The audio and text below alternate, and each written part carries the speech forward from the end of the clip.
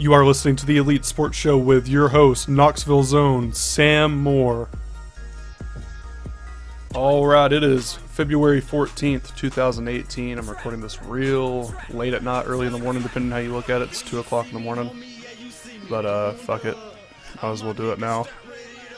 Give an outline for what we're going to do on today's show. Of course, we're going to start out with the NBA scores. We're going to look at the standings of that. Move on to NCAA men's basketball, go to the NHL, talk those scores, look at those standings, and then at the end of this, I'm going to talk a little bit about NFL free agency, top 3 questions I have, and where I think certain teams are going to go, certain players are going to go, and how they're going to go through all that. So without any further ado, let's go ahead and jump right into it. We had the Raptors taking on the Heat at home, I do believe, yes. Raptors at home taking on the Heat. They won that one 115-113. Raptors' top scorer was DeMar DeRozan. He had a nice, I can't fucking read. He had a nice 27 points, shooting 11 for 25 from the field. But he was only 1 for 7 for 3, so that's not great. Picked up the win though, who cares? The Heat's top scorer was Goran Dragic. Shot 10 for 19 from the field, 5 for 6 from free throw. He had 28 points. Other game, Bucks taking on the Hawks at home. Beat them 97-92. Bucks top scorer was Chris Middleton. He had a nice 21 points off 7 for 15 shooting. And the Hawks top scorer was Dennis Schroeder, who had 18 points off 8 for 16 shooting. Elsewhere through the league, Rockets beat the Timberwolves on the road, and of course, the Rockets' top scorer was James Harden, as he always is. He had 34 points off 10 for 20 shooting, 6 for 10 from 3, 13 assists, 6 rebounds. Chris Paul had 13 points off 5 for 11 shooting, so he had an alright game, 8 rebounds, 7 assists. Timberwolves top scorer, no surprise, it's Karl Anthony Towns. 35 points, 12 for 16 from the field, 2 for 3 for threes, and 9 for 9 on free throws. Jeff Teague had a good game too for the Timberwolves. He was 10 for 15 from the field, 3 for 3 from the free throw line, 2 for 3 beyond the arc for 25 points. Good game for those two, but unfortunately they held that L. So we had the Cavs taking on the Thunder on the road, and they beat them 120-112. No shocker here, as the Cavs' top scorer is LeBron James, shooting 14 for 23 from the field, 6 for 10 at the free throw line. He had 37 points. OKC's top scorer was Paul George, but not by much. He had 25 points off 8 for 19 shooting, 5 for 13 from beyond the arc. But Melo had 24 points, 10 for 22, 3 for 9 beyond the arc. Steven Adams had 22 points, 8 for 12 from the field, 6 for 10 at the free throw line, and Russell Westbrook, 7 for 19 from the field, 7 for 8 at the free throw line. He had 12 assists for 21 points, 7 rebounds as well. Steven Adams had 17 rebounds. So, top 4 players for OKC had a good game, but they couldn't pull it out against the King, as he likes to call himself, LeBron James. But 2 more games left from today, or last night rather. The Kings beat the Mavs on the road in a throwaway bullshit game. They beat them 114-109 in Dallas. Kings' top scorer was the 40-year-old Zach Randolph. He had 22 points, 10 for 15 from the field. And the Mavs' top scorer was someone not named Dirk Nowitzki. It's JJ Barea with 19 points, 7 for 13 from the field. He had 13 assists. Nice little double-double in a loss. Dirk had 12 points, 4 for 10 from the field. He shot 1 for 4 from beyond the arc. He had 3 assists, 6 rebounds. That game doesn't matter. It's basically a battle of who's going to tank the most. But taking their back-to-back loss on the road is the Spurs. They lose to the Nuggets, 117-109. Nuggets top scorer, Jokic. Not going to try to pronounce his first name. Nikola Jokic. We'll go with that. He had 23 points, 8 for 15 from the field, 5 for 6 from the free throw line. He had a nice triple-double, 13 rebounds, 11 assists to go along with those 23 points. Will Barton had 20 points, and Wilson Chandler had 17 points for the Nugs. Spurs top scorer was Jeffrey Laverne. I love saying that name.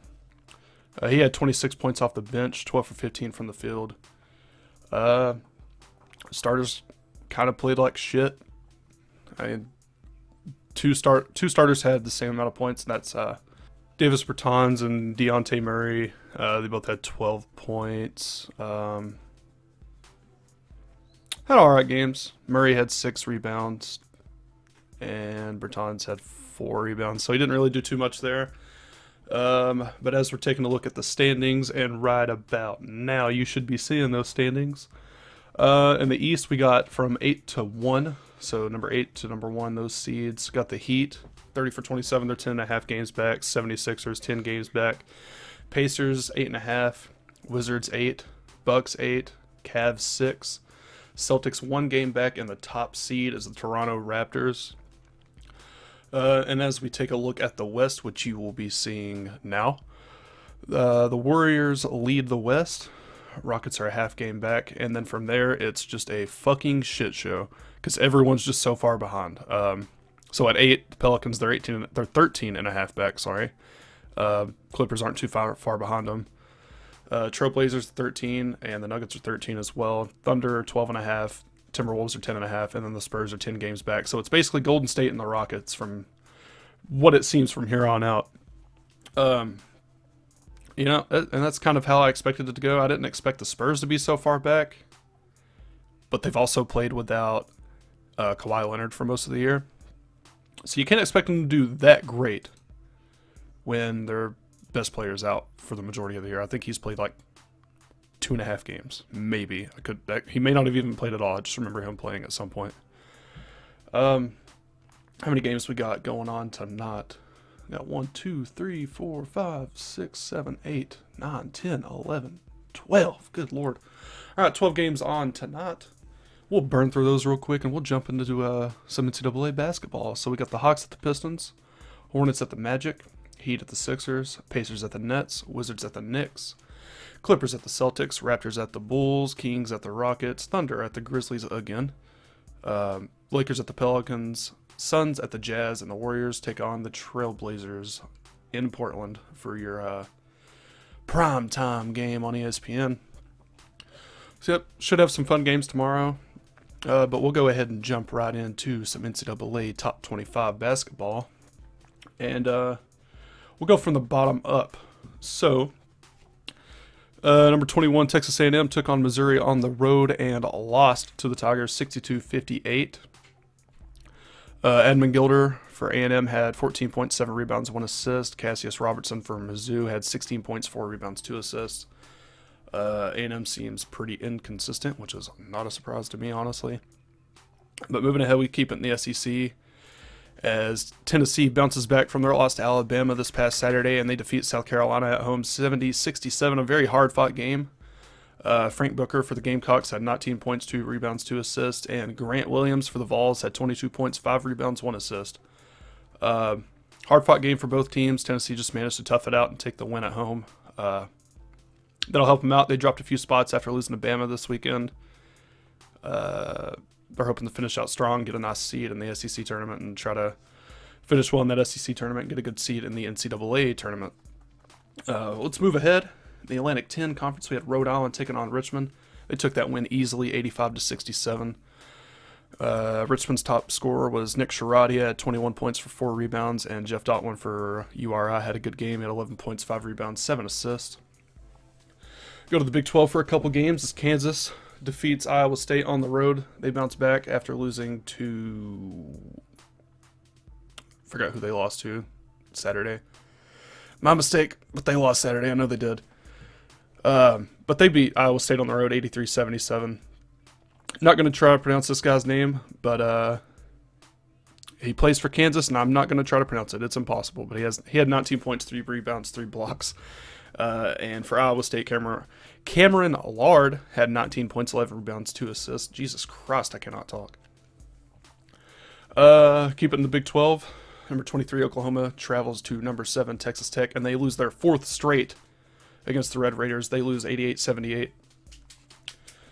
Christian James for the Oklahoma Sooners had 23 points, 4 rebounds, 1 steal, and Keenan Evans for the Red Raiders had 26 points, 4 rebounds, 2 assists. So Oklahoma continues to struggle.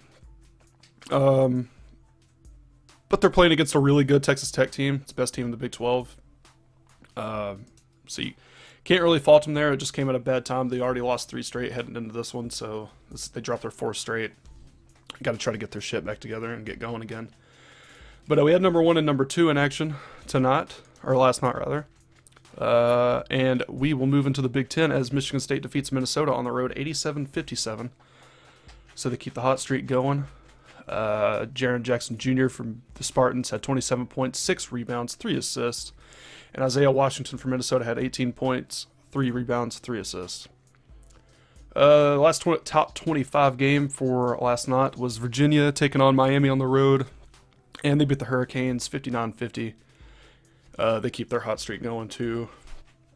DeAndre Hunter had 22 points, 3 rebounds, 1 assist for the Cavaliers. And for the Hurricanes, Chris Lax had 19 points, 1 rebound, 1 assist. So, for the most part, everything stayed pretty normal. You had some ranked games like, 23 Oklahoma playing 7 Texas Tech. A ranked team had to lose in that one. And Texas A&M lost to unranked Missouri. So for the most part, it stayed pretty normal. For Wednesday night games, which would be tonight, we've got quite a few top 25 games. We'll start from the bottom and head up. Number 24, Nevada goes to Boise to play Boise State. Number 10, Auburn takes on Kentucky at home. Number 4, Xavier takes on Seton Hall at home. 12, Duke takes on Virginia Tech at home. Really excited about that game. Number 11, Clemson travels to Tallahassee to take on the Florida State Seminoles. Number 3, Villanova travels to Providence to take on Providence. And number 22, Michigan takes on Iowa at home. It's a struggling Iowa team. Not looking too good this year. Yep, that's all we got for NCAA basketball. We're going to go ahead and jump through some NHL. Had a few scores today. Quite a few, actually. We'll start off with my Bruins. They won 5-2, taking out Calgary at home. Buffalo defeats Tampa Bay Lightning 5-3, so that helps out Boston with their win and Tampa Bay losing. Buffalo takes that win at home as well. Columbus Blue Jackets defeat the New York Islanders in New York 4-1. The Devils defeat the Philadelphia Flyers on the road in a shootout 5-4. Pittsburgh defeats the Senators at home 6-3. Carolina defeats the Kings 7-3 at home. The Detroit Red Wings defeat the Anaheim Ducks 2-1 at home. The Predators defeat the St. Louis Blues in overtime. That's at home as well. The Minnesota Wild defeat the Rangers 3-2. The Winnipeg Jets defeat the Caps in overtime 4-3. So it's another I think it's back-to-back losses for the Capitals. Golden Knights defeat the Blackhawks. This is a game I actually watched. They defeat the Blackhawks 5-2 at home. But entering the third period, the Blackhawks were up 2-1. So the Blackhawks gave up 4 straight unanswered goals in the third period alone to lose that one 5-2. And the last game we have on deck is the Coyotes getting a back-to-back win. They're coming back. No, they're not. They're still 15-32-10, but they beat San Jose on the road 2-1. Coyotes can't really do anything from now on. They suck. But we got 3 games coming up tonight, and not a lot of them have a lot of merit to them. Toronto's game matters a little bit, not too much though. But the Maple Leafs take on the Blue Jackets at home. Colorado takes on the Canadiens at home, and the Canucks take on the Florida Panthers at home. Now we'll take a look at the NHL standings. We're looking at the Eastern Conference, which you will be seeing right now. As I said, Tampa Bay losing helps out Boston as they pick up a win on the same day, so now they're just a point apart. Tampa Bay was 79 points and Boston was 78. Toronto looks to pick up a win tomorrow to try to catch back up to those two. If they're sitting at 73 and below that, there's just no one catching up to that because the closest team after that is Detroit, and they have 55 points. That's in the Atlantic Division. The Metropolitan, the Caps dropped back-to-back games, but it's okay because Penguins are still a few points behind. And then right behind Pittsburgh is Philadelphia at 66, New Jersey at 64, Carolina at 63, Columbus at 62, Islanders at 60, and the Rangers at 59. So the Metropolitan's still a pretty close division. Those top 4 teams, I think anybody could really take this division at this point. I think Carolina's too inconsistent to try to make a run like that. But I think, Washington, Pittsburgh, Philadelphia, New Jersey, they all have a chance to really make a run at the Metropolitan Division. We'll jump on over to the Western Conference, and you'll be seeing those standings right now for the Central and the Pacific divisions. Nashville has the lead in the Central by 2 points over Winnipeg. They have 77. Winnipeg has 75. St. Louis at 72, and then Dallas at 70. Minnesota 68. Colorado 64, and then the lowly Chicago Blackhawks at 56. Never thought I'd be saying that. The Central's another division that I think is really up for grabs for whoever wants it. Nashville has to stay on this hot streak. They're on a 2-game win streak right now. Chicago's on a 7-game lose streak, so I don't see them making a run at anything. But really, I think Nashville, Winnipeg, and St. Louis all have a really good chance of taking the Central. I don't see Dallas doing it. I don't see Minnesota doing it. And Colorado is just not a good enough team, I think, to try to make a run like that. If I had to pick someone right now, though, I'd say Nashville's going to run away with the Central as we get closer to Stanley Cup playoffs. We'll go ahead and move into the Pacific, though, as the first year Las Vegas Black Knights have a stranglehold on the Pacific Division, and I do not see anyone taking that from them. The San Jose's 10 points behind. Calgary's 12 points, in LA and Anaheim are at 65 points, which is 13 points behind. And then Edmonton, Vancouver, and Arizona are just way too far behind for them to even try to do anything about it. I don't see anyone taking this other than Las Vegas. They've just got too much of a lead. They started out really hot this year, and they continue to play hot. Tony talked about it Sunday, how they've been able to play through injuries and still say a winning team. And they really have. It's crazy how they've been able to do that in their first year. They have a really great team. I do expect them to win the Pacific. I don't see any way they don't win it, and I think they're going to make a really good run in the playoffs. Yeah, we'll close out the NHL there, and we will head into some NFL free agency talk. I've got 3 points that I want to touch on, and I'm going to ask my own questions. I'm going to ask questions, and I'm going to answer my own questions. So top question I have is Le'Veon Bell will be, I think he's a restricted free agent this year, but he's coming off a franchise tag the Steelers put on him last year. And after the Steelers put that franchise tag on him, he hinted a little bit in an interview, and I couldn't find the interview exactly, but I do remember him saying that he would possibly hold out or even retire if they try to franchise tag him again this coming offseason. So I think it'd be very interesting. I don't think the Steelers would want to miss out on their best running back, the best running back they've had since Jerome Bettis. But if they do, I would fully expect, I don't expect Le'Veon to retire, but I'd fully expect him to hold out for an actual contract rather than taking that franchise tag. But if he does happen to leave and go to another team, I don't know where I would put him.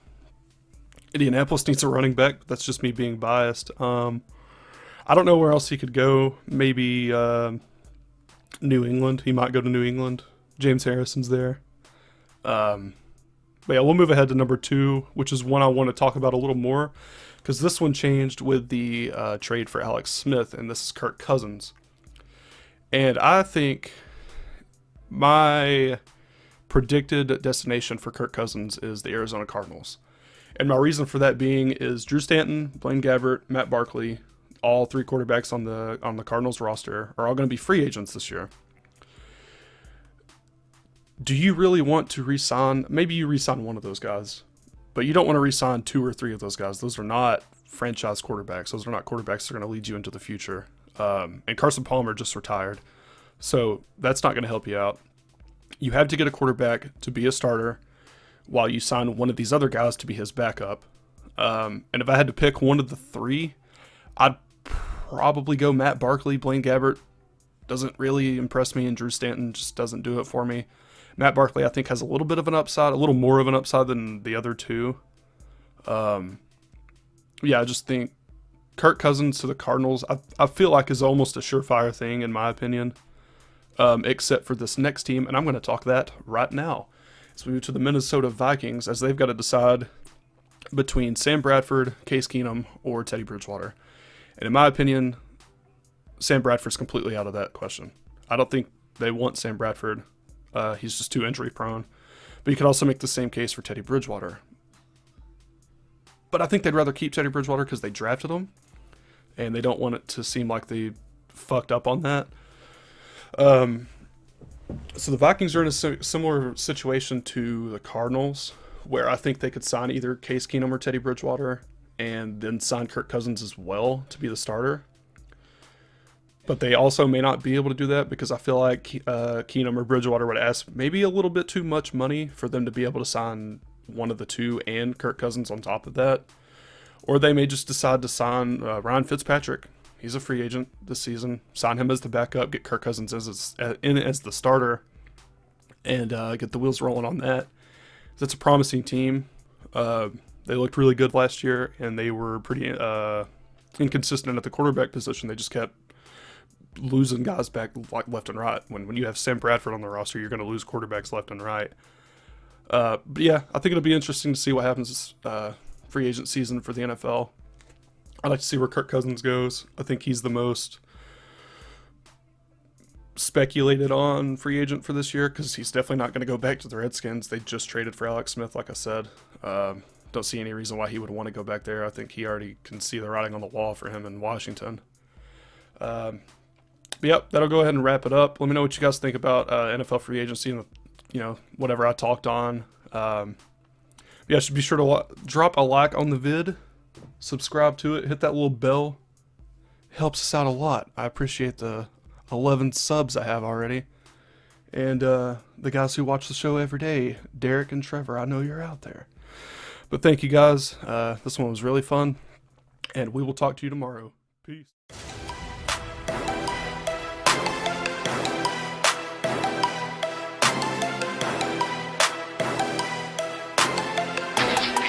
So fresh.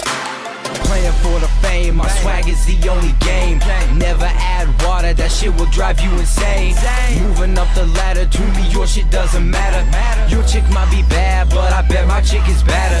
Show you who I'm reppin', nigga, throwing up Knoxside. And my nigga Snapback coming in from the north side. Sending out shots on the street, come and get a hit. Then I take your bitch to my place and she let me hit.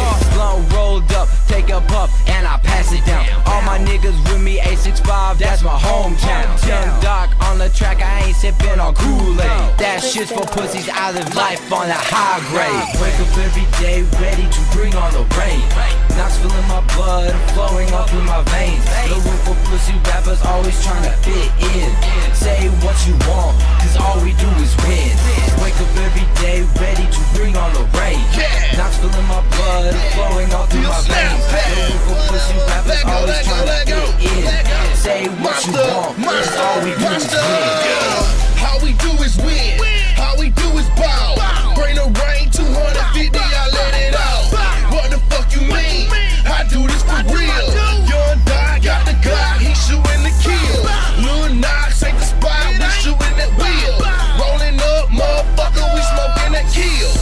I'm a real nigga, shoot to kill niggas like Muslims. Let me murder one of you fuck niggas, we cheap about a dozen. Fucking sister, mother's brother, and I can't forget your cousin. Snap back, I'm the greatest man, Young Doc, we faded. Snap back, I'm the greatest man, Young Doc, we faded. Pussy niggas, they hate it. Pussy niggas, they hate it. I'm down. Every day ready to bring on the rain. Knoxville in my blood, flowing all through my veins. No room for pussy rappers, always trying to fit in. Say what you want, cause all we do is win. Wake up every day ready to bring on the rain. Knoxville in my blood, flowing all through my veins. No room for pussy rappers, always trying to fit in. Say what you want, cause all we do is win. Throw the deuces up to bitches, I don't play with fucking cinches. Turn your back on me and I promise that there won't be a witness. Say what you want in your lyrics, I bet no one will hear it. My entire fan base is based on all your critics. Take a shot at the title and see who's at the top.